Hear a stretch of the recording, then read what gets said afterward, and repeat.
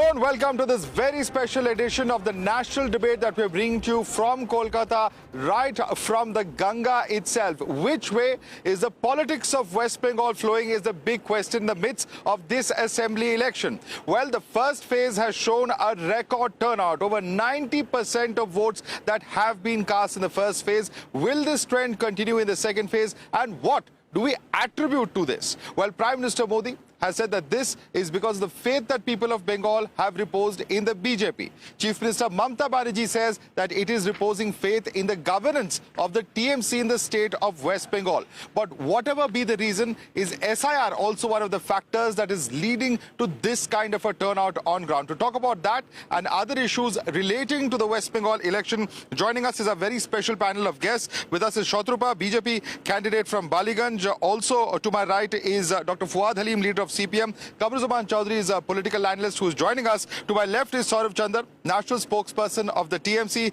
We also have with us Pratim Ranjan Bose, senior journalist and columnist. Advocate Niladri Bhattacharya, lawyer and political analyst, is also with us. Let me start with you first, Shatrupa. What do we attribute to this kind of record-breaking turnout?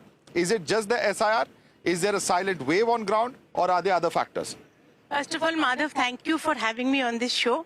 And especially having me on the Ganga, I always get very emotional about this. To answer your question directly, Madhav, I've been on your show several times where we have discussed voter turnout and what it kind of denotes.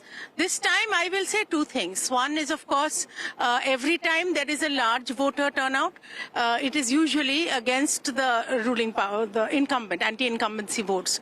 Secondly, I will say that this has been history of kinds. This has been the largest turnout in any state post-independence India. So therefore, I will say that it is a kind of victory of democracy. People have voted. They've voted happily in a safe and secure environment. So irrespective of whatever happens on the 4th of May, I would, of course, second the opinions of my two largest leaders, the Prime Minister and the Home Minister, who've been saying that the votes are indicative of a massive landslide victory for BJP. But as of now, since I am contesting in the second phase, I will say that this is a major victory for people who have voted in a very safe and secure environment. So kudos to Election Commission of India. Okay, kudos to Election Commission. Saurav, you share that view. It's because of a safe environment that people were able to, without any fear, cast their vote. That's the perception coming in from the BJP side. Do you agree? So, first and foremost, very good evening to all of you, to my fellow panelists, to you. Of course, I do not agree with my learned friend from the BJP. The reason is very simple. The high voter turnout, and this is my personal opinion, others may disagree with me. The high voter turnout, I see it this way, that it is because of the S.I.R. that this number that you see, this incremental voting that you see, I attribute this to the fact that this is a kind of revenge voting which is taking place. So the fear that if I don't vote this time around, I will not be able to cast my vote in future, or the fact that in a democracy, my right, my constitutional right to vote is being perceived to be taken away by the Election Commission in cahoots with the BJP. That is the perception which has gone to the people. And my understanding, my limited understanding, tells me that the people, frustrated as it were, have come out in large numbers to cast their vote. So you're saying that you've been able to convince the people that this S.I.R is taking away their vote, and that is the anger reflected in this kind of we have stated the truth. I agree with you. We have stated the truth, and we strongly believe that legitimate voters have been excluded, and people who have found themselves finally after all of this. Kamruzaman Chaudhary, you agree with that perception that Mamata Banerjee will be able to convince the people of Bengal, says the TMC, that S.I.R is going to take away their right to vote, and that is why people are coming in large numbers? No, you need to be a Bengali first to understand the Bengal's voting dynamics of the state. Basically, the point where people, rather my political friends, they are missing out here is the perception that has been created right from the NRC-CA days, that every piece of document that you can cling upon to is very vital for your existence, as your identity itself is in question. in Bengal. People have come from far off places like Kerala, Jammu and Kashmir, Delhi, Surat, Assam, just to cast their votes. It's not because of love of Narendra Modi, nor for the love of Mamata Banerjee, just to vote and make their presence felt in the state. That's one number factor. The second number factor was what I feel from an opposition space is it was an anger vote. Anger vote in some constituencies where BJP got the votes, it was against Mamata Banerjee's ruling governance. Where TMC got the votes, it was against the BJP's central rule that was there. Now here comes the big important play out here, where there was a third alternative available like what we saw yesterday in Malda, Murshidabad or Dinajpur district. Congress was doing very, very good, far more ahead than expected.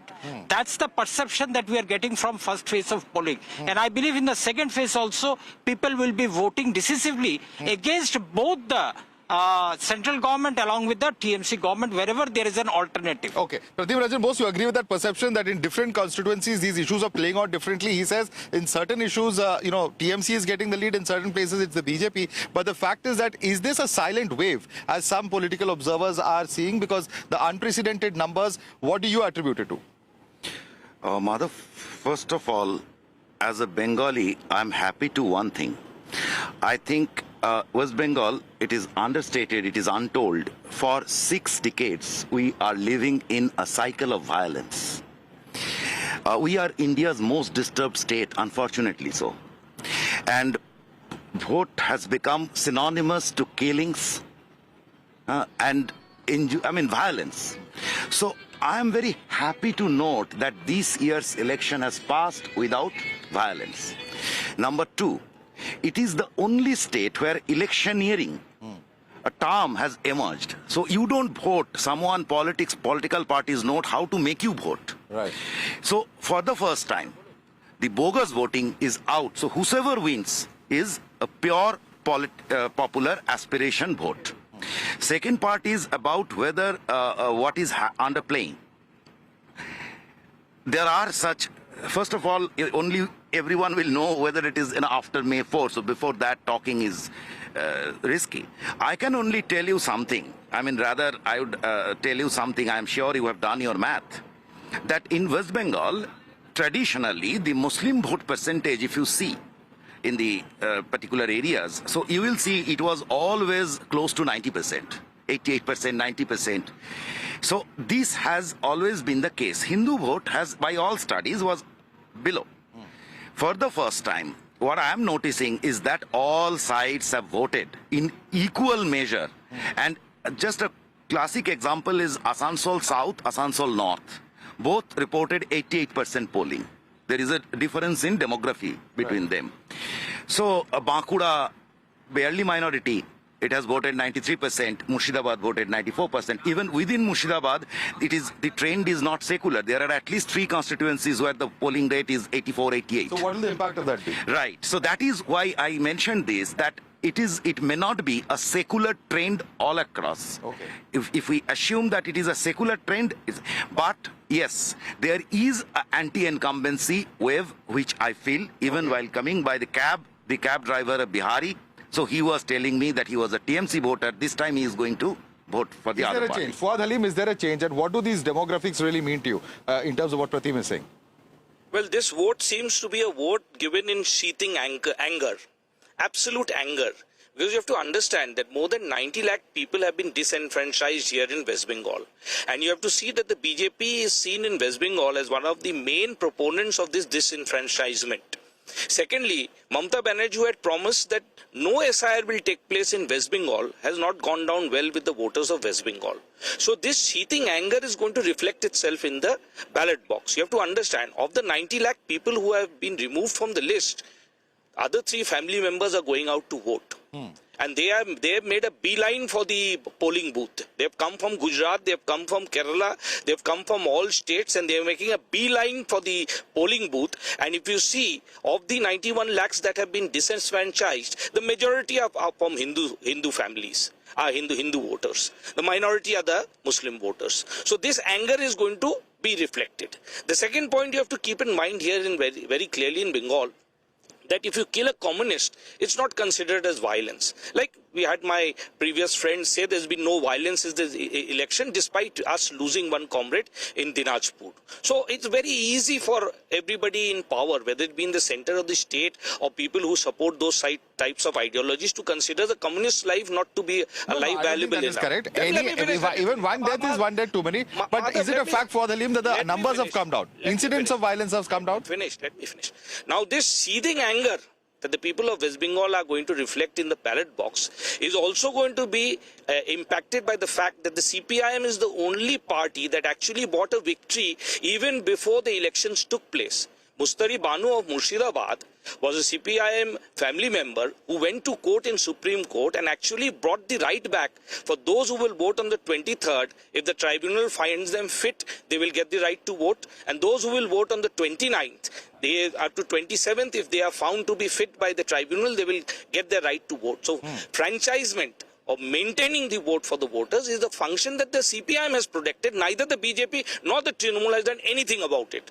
So that when the ballot box opens in Bengal, you're going to see a non-BJP, non-TMC reflection that's going to come across everywhere. Happen? That is, of course, a very different point. Before I come across to Niladri, you want to respond to that, Chatrupa? Yeah. How the S.I.R has impacted on ground? I actually wanted to respond to two things. One what Fuad said and one what Pratimda said.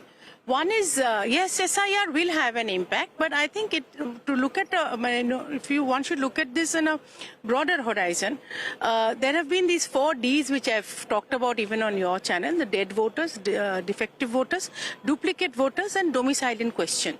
As far as the constituency that I represent, Baliganj, there are several Muslims who, in fact, the entire Muslim population in Baliganj lives here, and they chose India at the time of partition. So there's no question of them being, deleted just because they've come from outside. Domicile doesn't come in here. But there have been across West Bengal, these people have been, the dead voters, defective voters, duplicate voters have been deleted. Now, whether they have the others who have reacted or not remains to be seen. But what Pratimda said is very, very correct, that Bengal elections means that entire national media jumps onto the scene. Here is one very gory battle which is going to happen. I'm not blaming you, I'm blaming the state and the way the state machinery has been run by both CPM as well as Trinamool now. It is very sad. As a Bengali, I feel like hanging my head down in shame whenever elections come across. There has been a marked difference this time in phase 1. There have been certain very, very unfortunate incidents like Shubhendu Tutulda, Dokhin Dinajpur ex-president. He has been beaten up, harassed by certain voters. But apart from that, by and large, West Bengal is astounded. I'm sure media couldn't find very many gory scenes to, transmit. So this, I think, is a victory of people. Okay. And like I've kept on saying, my honorable state president has repeatedly been saying, this time it is a battle between the people of Bengal and the ruling government. They have decided that the Trinamool is going to go. It's almost like a predetermined verdict. That is a reflection of what you saw in the first phase. 92% in some regions they have voted. This is history being created. Right. We are witnessing history now. Okay, and it's very interesting to know that all of this is happening even as a CAPF presence, a Central Armed Paramilitary Forces presence in West Bengal is maximum. It is in fact just about 30% less than what we saw in the previous Lok Sabha election. And therefore, Niladri Bhattacharya, I'd like to bring you in on this, because the huge presence of security forces, which TMC of course has been commenting on, but on ground, was that really required? Because that is what has perhaps led to this largely violence-free election. Of course, there are certain incidents that have been referred to by the panelists. So see, Madhav, there is definitely a high deployment of CAPF forces this time, for which we have definitely seen that there has been less violence. Let's put it that way. But while having said that, please understand that this S.I.R, even though it may have given us a purified list, it is an incomplete list. You must understand 27 lakh people are still pending under adjudication. And if by the trends as to what goes, out of 139 appeals, 136 has been disposed of, and those have found a way back into the voting list. So it shows that an exercise which is conducted very hurriedly leaves around people and disenfranchises them. It is a sad day for democracy. This is not what we expect from a democratic country like ours. Secondly, Madhav, I feel that this high voter turnout Earlier, the gap between TMC and BJP was around 4%. But this 10% excess what has come out, it is a revenge voting against the BJP, where the BJP has failed to understand the Bengali Asmita, the Bengali sentiments. They failed and they misread it.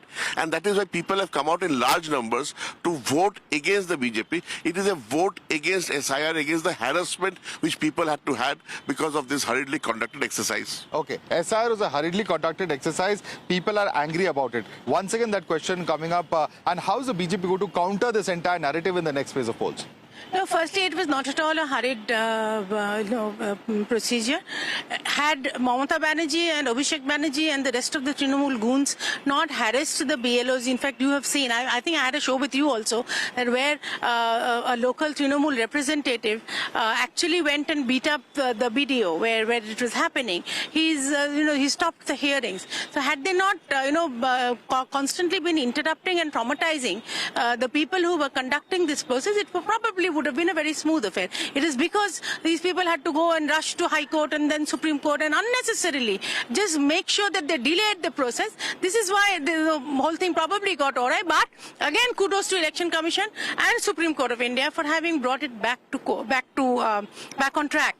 As far as this narrative of Bengali Oshmita that Mamata Banerjee has been saying, I wish Mamata Banerjee, before blaming the actual non-Bengalis, I mean, there is no denying the fact that the Chief Minister, the Prime Minister of India, the Home Minister of India are not Bengalis, and they're not supposed to be. They are, whichever state they come from, they represent, they run the whole country, of which Bengal is part of. So therefore, I only wish that Mamata Banerjee would pull up her socks as far as her knowledge of Bengali is concerned and talk Bengali. Not use these abusive languages which is not really Bengali. She's invented some peculiar words. I've not even heard these words, and the vocabulary that she uses is not the typical Bengali culture that one boasts of, that I definitely boast of. This is not the culture that I would speak in. Body shaming, using abusive languages on the two leaders of the nation, irrespective. You may not like my party, you may not like somebody in person, but you are holding the highest possible seat in the state. Right. So therefore, one expects a certain amount of Bengali civility from the Chief Minister of West Bengal. That doesn't happen. Chief Minister, the other leaders also. Everybody. Again, you're interrupting me. It cuts both ways. Again, you're interrupting me. Even this is not. No. It demean None the office of our the Prime leaders Ministers, have gone into not personal the Home attacks. Ministers, None to of our demean leaders have the gone only into woman personal Chief Minister attacks. of the country. No, what is the personal attack? One second, let's go one by one. What is the personal attack according to you? The way they demean her during the public election speeches. Saying what? We all understand what sarcasm is there. We understand what sarcasm is there, and that is not done. It does not give. Yesterday only the Home Minister said that after 4th of June, after 4th of May, ulta latka ke. This is not. They didn't talk about her. This is not. No, there is a Bengali Personal saying. comments about the leaders. And the way you keep on saying, oh, Didi, Mota, this is not done. Mota, Hodol Kutkut, This is all sorts of things. See, if you point one finger at yourself, I think three pretty much fingers everyone can pointed at understand. You should respond on that, Saurabh. Why use this kind of language at all? Personal attacks on leaders, is that acceptable? So is Mota Bhai an abuse? What is That it? is a question. Is it a term of endearment? Of course, It Mota is. Bhai. Of course, the Chief Minister is referring to our Honourable Home Minister as Mota Bhai. Nonsense, Is Shona. it? Have you not heard her saying Hodol Kutkut? Do you know? You also should know what Hodol Kutkut means. She's personally body shaming the Home See, Minister. Why? I'm not telling him Hodol Kutkut. I'm saying his knowledge of the language of Bengali is definitely enough to understand Hodol Kutkut. What? Action which both Narendra Modi, Amit Shah, they afford Mamata Banerjee that opportunity, and Mamata Banerjee also affords that opportunity to the BJP because they don't want to talk about governance. Modi does not want to come to Bengal and say how he is performed in various sectors. Mamata doesn't want to speak to the people of Bengal on her parameters, what she's been successful on, why she's sunk the state into an 8 lakh crore what you call debt trap. So all these things, so they afford each other this. And at the same time, they are nice to each other. You have the BJP state president say, had he not been in the labor room, TMC would not have been born. So, you know, these distractions are also what you call accompanied by very flavorful what you call comments by both the BJP and TMC in favor of them. Okay. We would rather have an election where the TMC speaks what it has done in terms of bringing industrialization and what you call investment to West Bengal. We would like Narendra Modi to say that if he is promising 3,000 rupees to the youth of Bengal, then which other BJP states in India have actually delivered 3,000 rupees? Respond to per that. month? In fact, these other are the comments things that need to be discussed. Other comments, when security forces come in, for instance, Bomba Moitra says Operation Machi Ban preparations in full swing. BJP and Ganesh get top brass of CIPF to Bengal to plan full military-style takeover. You know, this is also, going in with the language, diverting from key issues by using this kind of language. Like the Honorable Home Minister keeps saying, chronology samjhiye. That is exactly what our leaders have pointed out. But before I respond to this, I would like to point out that Dr. Halim says that we have not been speaking about development, neither have we been speaking about our welfare schemes. That is entirely wrong. That is entirely wrong. On two counts. I'll talk about... Schemes? West Bengal has been doomed at the hands of CPM for 34 years, and now the remaining whatever CPM has left to do. I did not interrupt you, ma'am. Destructively No. Destructively I have destroyed not Bengal. interrupted anybody. I would expect Yes, okay, some of Saurav, I'm sorry. Let him make his point. So, if you look at our social welfare schemes, we've been speaking about Konyasri, we have been speaking about Shastro Shati. No, that's all right. You may call it dole. Dole politics. These are all dole politics. Why are you What did you do there? What did you do for these people of Why are you West offering Bengal them for 3,000 15 rupees? years? You are also doing dole For 15 politics. years, you did Ma'am, not you even, are also doing you dole did not politics need there. to start The these same dole thing. politics. No. You Dole also politics the have to be countered by dole politics. There is no other, no. welfare scheme There is approved absolutely and no appreciated by the other United alternative to Nations. dole Okay. politics. Okay. If Let it be somebody appreciated by the who has United spoiled Nations, them ma'am. to getting Please the understand. 1,500 rupees, And now you're so doing nothing but naturally we have copying to it. counter that. 1,500 rupees. Now let him make his What point. are we saying? That is the We only are saying difference. that we will start with 3,000. The only, yes. Then we So will see, make sure okay, Let me come in now. Let me come in now. Let me come in now. And I think Saurav is the one who should be answering these questions. Where is the kind of developmental schemes? And, one factor I will tell you that what I've been picking up in the state of West Bengal, unemployment is a huge issue.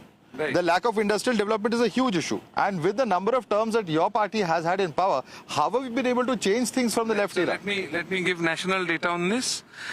The average unemployment rate in the country is roughly 4.5%. West Bengal is 3.5%. This is as per central data, So you're not lower my than the data. national average. I am lower than it. So the unemployment rate in Bengal is lower than the national average. And how have you changed And- things around from the previous regime is my question. Yes, exactly. So West Bengal, as it stands now, is the 6th largest economy in the country. This is as per central data. This is not mine. In terms of total GDP, we are 6th. Right? When it comes to when it comes to when it comes to MSME, we are towards the top. I think within 1, 2, and 3. এরকম বললে হবে না No side debates. It's this issue. Yeah. So, in terms of MSME, in terms of women-led MSME, we are number 1 in the country. Okay. And this is all as per central data. We have not manufactured it. So, to actually suggest that we have not gone to the people with our performance report card over the last 15 years, that is entirely wrong. West Bengal economy is in great shape. That is your argument. So what is your argument then? No, my point is that there are a lot of things which remains to be done, but it is not that we've done nothing about it. Okay. Also, One by one. I'm going to come to each of you. One by one, please. Let's go one by one. On facts. Yeah. The government of West Bengal set out a form for unemployed youth to be filled up. Okay. We have an electorate of less than 8 crore. How many people filled up that form? Almost 1 crore. yes. Okay, so your figures of unemployment do not match your government's it's a exercise in different story identifying altogether. unemployed. It's almost close to 12 to 14%. That is the figures of your government. One by one, yeah. May I? So why are you going to Narendra Modi and are seeking help on employment figures when Mamata Banerjee, her own figure says that unemployment is almost 14%? Right. So let me Answer that. respond to Answer that. that. That's a good question. First you Answer tell that, me, do please. you deny Mamata Banerjee's figures? No, of course that not. unemployment is 14%? Yeah. Here, So let's start from there. Let's stick to this. We should not be mixing two issues. I'll tell you why. The scheme which you are speaking about is Jubo Shati, correct? Where people have lined up for that 1,500 rupees which have been As unemployed? Yeah. Now, as unemployed. Now, if That's you your look government's at criteria. That's Mamata Banerjee's criteria. Precisely. So if you look at the age group, the significant number which is actually enrolling for these schemes are around about the graduate stage. No, 18 to 40 years. Yes, so that is 18. Right, 18. No, I'm not talking about the 40-year-olds. 18 to 40. I am talking about. People who lined up. So, So then please. you don't know. No. 18 years Please to let 40 me years. finish. They're the people who dare. Please let me finish. Okay. So So when please make we your are point fast, so when we are looking at these numbers, when we are talking about the age group, the significant group which is lined up is essentially between 18 to 25. Of course, the eligibility is still 40, and that is where the helping hand it of is the a government fact. comes If in. 1 crore But- people are applying, that's going to raise serious questions about how successful your government has been in providing employment to the youth. Kamru Zaman Chaudhary. Basically, you see, this is exactly the point that Congress party has been debating on. Both these parties, very much insincere in solving the country's problems and the state's problem. You get into this data quagmire where who is getting how much, 4.5%, 3.5%. But let me just take you 15 years back. In 2011, when the entire state of West Bengal wanted the left parties to go, we rather aligned with the TMC. We brought in the alliance government in 2011 by removing the CPM government of 34 years. Those Trinamool leaders, those the block level leaders, the panchayat level leaders, who did not have even a motorcycle, even a bike also, or a cycle to roam about. Now they are roaming about in a Fortuner car or in a Scorpio. The basic, most important point is corruption as crept into West Bengal like like a cancer, which cannot be treated as of now until a change of governance happen. The most important question now, Trinamool needs to go, everybody knows. But is BJP the replacement for the Trinamool? That 90% of whom I am speaking to are saying no, BJP cannot be the replacement. We'll come to all of those points one by one, but it's very important. And in fact, what is very interesting to note is that it's Rahul Gandhi who's also raising the issue of corruption. While he attacks, of course, the central government in New Delhi on misuse of central agencies, attacking Mamata Banerjee on the issue of corruption. Of course, number of statements that he said in the course of this entire poll, which shows that the TMC and the Congress are, poles apart. And of course, the campaign on issues such as Epstein. But nevertheless, Ladri, I want you to answer that, because if TMC and the Congress are together at the India Alliance level, in the state level, Rahul Gandhi launching sharp attacks on Mamata Banerjee on corruption. It's not just BJP, but even the Congress, the alliance partner of TMC, that's doing that. Rahul Gandhi, we all know he speaks full of sound and fury, but of no substance. We know this for a fact. Secondly, issues of corruptions coming from the Congress party. I think the least it is said is better. We all know who Suresh Kalmadi was and what happened. We all know that. But having said so, India Alliance bloc is a bloc, united opposition, trying to fight the BJP juggernaut. We all know the BJP has its election machinery, well-oiled election machinery with money, muscle power and everything. And so we have to... Fight against corruption, Rahul Gandhi pointed out this time that has reached your ears. But it was basically Congress party which filed a case in the Calcutta High Court against the Sharada scam. We exposed their corruption in the teachers' SSC scam. Along with my left colleagues out here. You didn't Delhi with Aam Aadmi Party. You were the original complainants. Then you went back. Then you came together. Whether assembly elections, the Congress has changed its stand twice. Everybody saw on camera the mayor of Calcutta taking money, the ministers of Mamata Banerjee government taking money in the Narada scam. What happened to those investigating cases? Shatrupa must answer. Why the delay? During election time, you are coming into the state with a horde of ED, CBI, income tax into the state and creating a perception that Mamata Banerjee's government, her ministers are all corrupt. Okay. But why? Pradeep to come in now. Yeah, Pradeep, on this entire issue of corruption, neither side looks very like it has a very high moral ground, because you have the alliance partners fighting, and now, of course, Kamru Zaman Chaudhary asking what is the central government doing on these cases of corruption. I'll come to the corruption. Before that, a couple of corrections. Number one, S.I.R issue is overplayed by Trinamool. 30 lakh names deleted. Forget 60 lakhs. They were not found or dead or transferred. 30 lakhs deleted. These are done by 700 judges.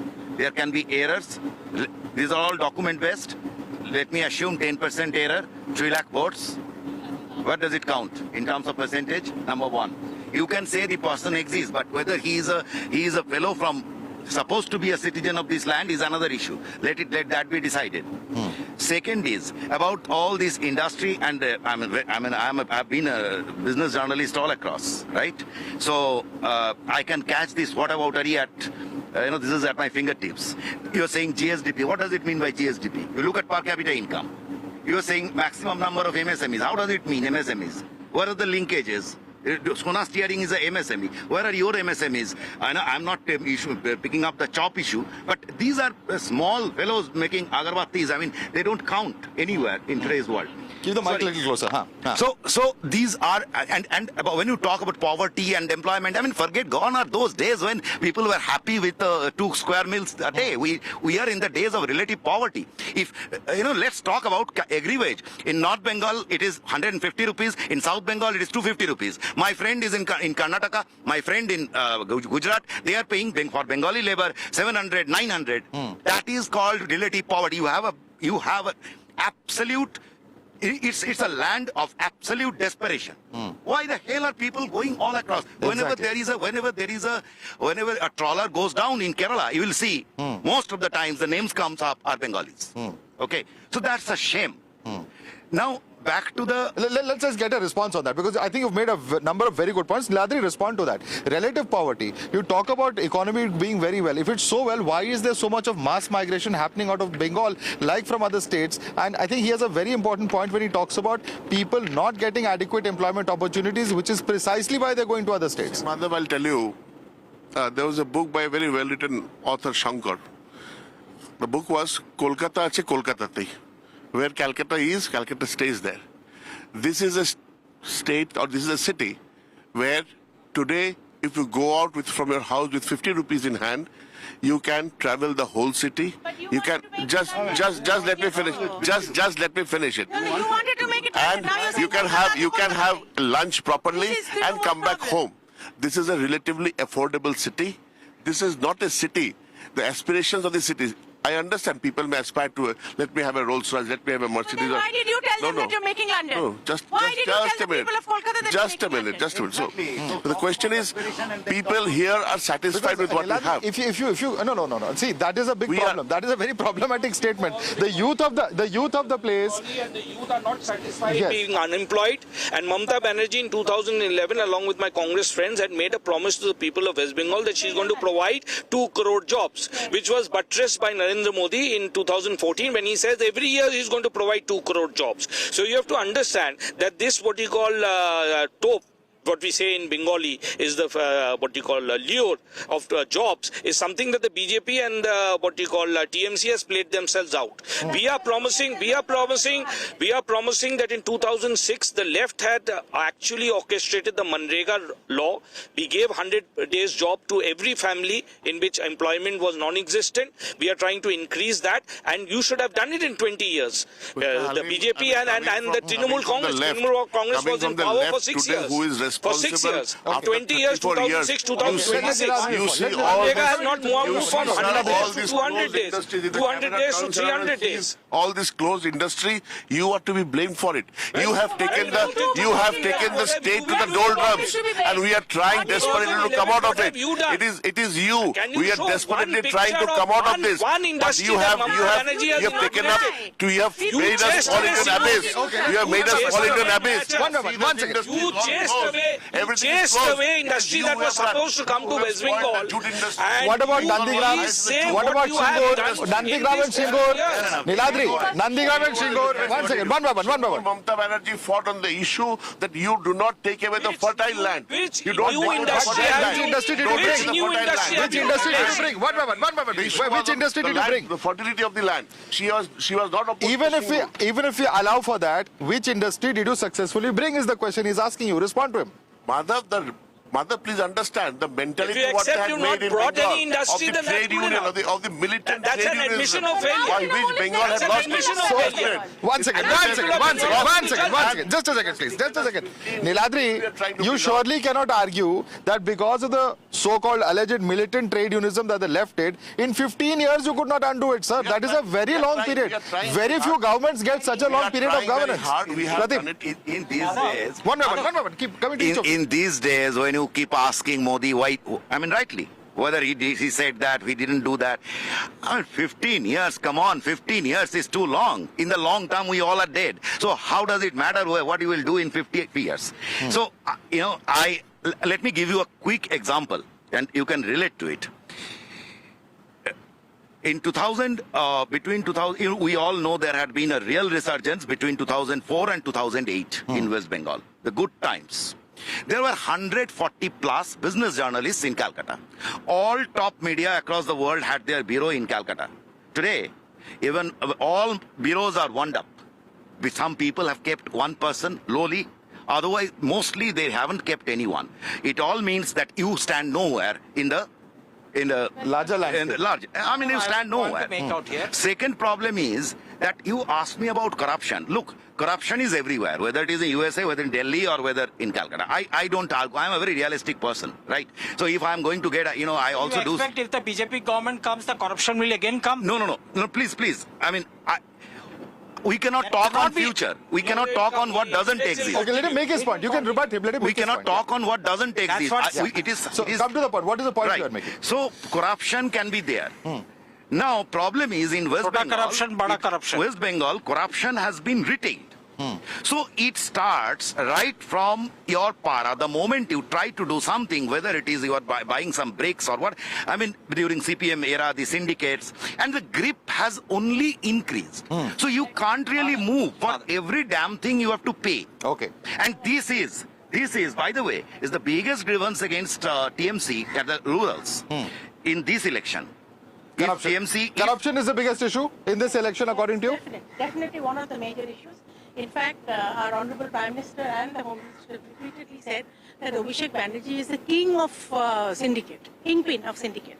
So this is something that we're definitely going to target to break down. And what Niladri was saying, ji ulta latka ke ki sidha kar dungi, those are the people that the Honorable Home Minister has targeted. And I'm sure the people of Bengal will also be very happy. But he was talking about goons. When he said that yesterday, he was referring to goons. Goons who are the... He did not use the word corrupt to the best of my information. Did he use the word corrupt? No, but then what he's saying is, ulta latka ke... One second. One question. Just let me finish this. You finish and I have one question. Yeah, thank you. No, goons, yes, but these goons are the ones who are running the syndicate. So we are definitely going to target the syndicate entire racket we're going to break, and the goons, the people who have created this nonsense hardship on people and attacked them, this whole fear psychosis, the people who've created that, those are the people who will now have to pay once our government comes in. I'm going to come to you in just a moment. For just a second, I want Saurabh to come in on this. Saurabh, you have to respond because, serious allegations of corruption, allegations that, it is that the Home Minister was referring to. And also, he says that corruption has percolated down to the lowest levels, which is why there's a lot of groundswell of resentment among the people of the state. Respond. So one question to you, ma'am, is this, that you spoke about Abhishek Banerjee being the kingpin. That is the allegation which has been put forward. Now, the ED interrogated him. Why haven't you taken any measures against him? The ED, the CBI, entirely is in your hand, and you've been trying to... So is the case closed? Is the case against him closed, or it's active? That's my that point. you will be able to answer, because the caged parrot... I said it, we haven't reached the last chapter of the book. Okay.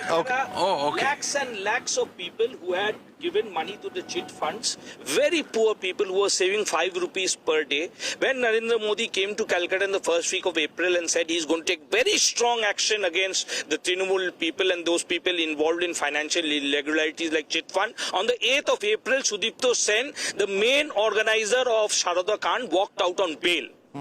You have to understand. On bail. Yeah, he walked out. On bail. What after 13 years, the Narendra Modi government could not what is the exact allegation? What is the exact charge? 200 people committed suicide. Understand the level of corruption, the impact socially. 1 second, please. One by one. We'll go one by one. People committed suicide in the Sharada financial scam. Okay. 13 years, Sudipto Sen, the kingpin, has been in jail. The ED, the CBI has not been able to do anything. Okay. It's a farce when Narendra Modi comes to Bengal and says that he's going to take action against corruption. I got your point. Why have central agencies failed to actually take the prosecution to its logical conclusion? It's been hanging fire for a decade and a half. Why no action yet is their question. I know, Madhav, there are very many mega series that you watch for some 10 decades. I don't think we have to watch watch the next episode for another 10 decades. It's probably just another few days.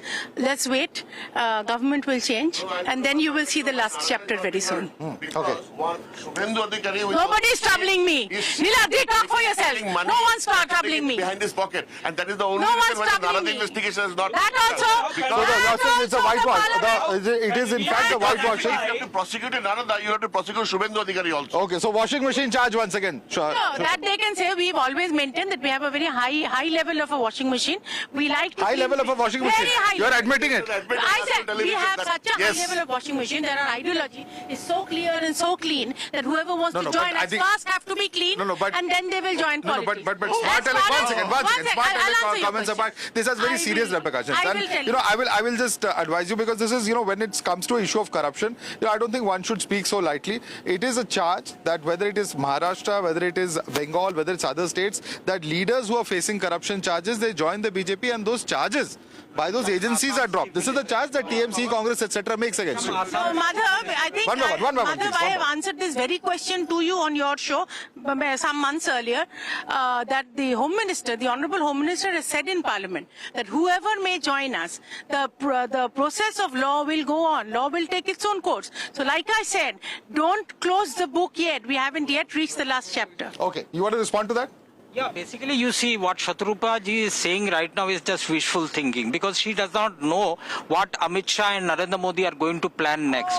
Who are they going to project as the Assam's next chief minister? One of the most corrupt and communal bigoted chief minister I've seen, that is Himanta Biswa Sharma. Leave that aside. Madhav, the most important point that you are missing out here is the center-state relationship that is there between Narendra Modi's government and Mamata Banerjee's government, and how the poor of the state are suffering. Let me cite you an example. Congress brought the Rajiv Gandhi Awas Yojana. It was changed to PM Awas Yojana by Narendra Modi. In Bengal, it was changed to Banglar.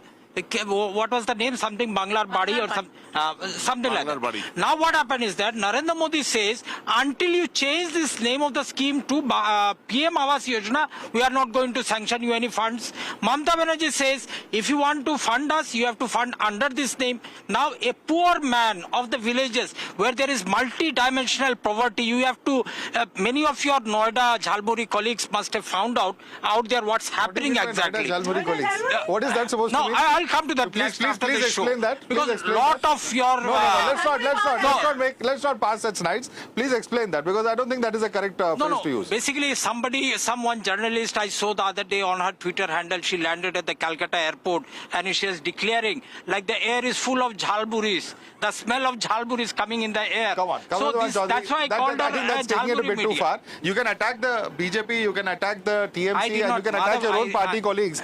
Some of whose statements I don't think even you agree with. But let's not take it out on the media. I think that's going below the belt. But let me bring in the TMC to the larger substantial point that you made, that when it comes to whether it's Manrega, other central government schemes, between this politics of TMC and BJP, the people of the state are suffering because of the politics that Mamata Banerjee and TMC is playing out. Despite the fact that 1.98 lakh crore rupees have been stalled by the centre, we have tried our level best to keep continuing these schemes. Like we spoke about Banglar Badi. My friend from the Congress may have a problem with the nomenclature of the same, but he cannot deny the fact that these homes have been given out and the state has given its share. So these schemes have continued. Now thank you for giving me an opportunity finally to speak, because there have been a barrage of allegations which have come my party's way. Just one small thing I would like to point out, again going back to what Dr. Halim was saying, that we have not gone to the people with our report card. That is something which he has cast against us, this allegation. I would specifically urge him through you to kindly focus on the manifesto, which again I don't want to get into the S.I.R controversy. Again, the BJP has got very little to say other than Hindu and Muslim, so I'll not get into the S.I.R. Answer the question. So the point is, if you would have gone through our 88-page manifesto, it would have been abundantly clear that the pitch that we are using for these elections is essentially threefold. One is our performance report card based on the developmental work that we have done. Two, the kind of mass disenfranchisement which has taken place at the We have perhaps discussed at that. the We have discussed that. We have discussed that. But I want to bring in Pratim on this larger point. Yeah. Okay. Very quickly, your response. As a citizen of West Bengal and as a voter of West Bengal, I don't want to read the Trinamool manifesto. I want the government of West Bengal to come across with the facts. Number one, my allegation is the Department of Health has stopped publishing its statistics regarding its performance since 2018. Health on the March, the document which actually says how many people have had dengue in West Bengal, how many people have been treated in this hospital, how many beds have been occupied in the entire year, used to come out till 2018, after which Mamata Banerjee has stopped publishing it. So there is no document there. Number two, the Department of Commerce and Industries used to publish what is the amount of investment coming into West Bengal, which has stopped since the last 10 years. It is not tabled in the floor of the assembly. It is not available to the people of West Bengal. So we do not know at this point of time what amount of investment is coming. Now what is published in the Trinamool manifesto is the domain of the Trinamool. I don't want any. I want the government to report to the people of West Bengal, to be transparent, to publish statistics, and please, if you're not doing it, then you've got something to hide, and that's the allegation I make. Respond. Unfortunately, since you don't have since you don't have MLAs in the Legislative Assembly, perhaps you're not getting access to the If the people of West Bengal have to depend on floor of the government House, statistics to have an MLA, then that's the most pathetic attitude that a government can have. Pratim, I think Pratim should come in on this. Pratim, this charge, once again, one by one, how much of this charge is really held out by the facts? He says that the government is less than transparent because of issues of governance itself. Do you agree with that contention? To some extent, yes. Because you may remember the issue about that audit reports, right, which was raised by Ashok Lahiri. So for many years it was due. So I think this is, in fact, I have been hearing this time and again about the health. I personally don't track, but surely the data dissemination level has dropped in West Bengal. This is a real issue. Okay. I fully appreciate that what Trinamool, I agree to that extent to his point, that Trinamool is saying its part is okay, but the government must say what it has done. So insofar as Trinamool manifesto is concerned, my only problem is that the manifesto is an extension of the budget document. So what she says at the budget, this is repeated in the manifesto is like we are, it is not because BJP said it, but I was so happy that after 20 years after Buddha Babu, industry was back into the agenda, that we are going to do 4 hubs and these are the places where we are going to do this. Now we want that kind of things from a party. On development. Respond. Saurabh, respond. So from what I've gathered is that any data which is put out by the central government is sacrosanct. Any data which we put out is all rubbish. No, he said that's he wants specifics of the government plans. He said specifics of the government plans. That's what everyone has been saying. 2014, the Industries Commerce Department has not put out any data as to what is the investment level, what is the proposed intended investment, nothing. Health, 2018 last. There is no data. We are in a no data situation. Specifically, I'm not saying that the central government data is good. So there are tricks on how to get the investment, but the specifics of that investment, how it will come in, where it will be used, a lot, in fact, that is at stake over here. Spain announces an industry right back in Behala. So let's not even talk about the foreign trips. She walks backwards like the rest. We're completely out of time. Completely out of time on this edition of the national debate. I'd like to thank all our panelists for joining us. Kamaruzzaman Chaudhary, Shatrupa, Fuad Halim, as well as Saurav Chandar, Pratim Ranjan Bose and Niladri Bhattacharya. All eyes on what will happen as far as this West Bengal election is concerned. We brought you an overview of what really the main key political issues are, but what will the people decide? That's something that we'll only know on the 4th of May. Thanks so much for joining us.